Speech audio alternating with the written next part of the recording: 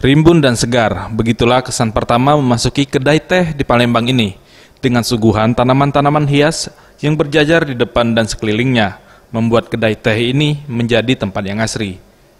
Sesuai dengan namanya, hijaukan teras, kedai ini ternyata tidak hanya menyuguhkan suasana yang sejuk, namun menarik pengunjungnya kembali bernostalgia ala tahun 90-an.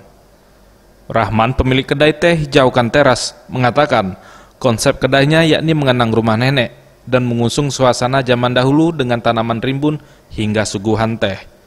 Ia menambahkan sengaja berburu perabotan vintage di kota Yogyakarta dan Pulau Jawa, seperti kursi, meja, dan pajangan yang dinilainya lebih lengkap untuk mendukung konsep kedainya. Sedangkan buffet dan keramik ia peroleh di pasar di kota Palembang.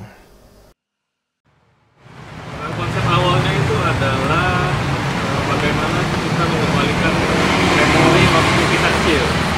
Jadi makanya di barang-barang itu kita vintage, dari kursi, dari apa. Tim Liputan Sriwijaya TV.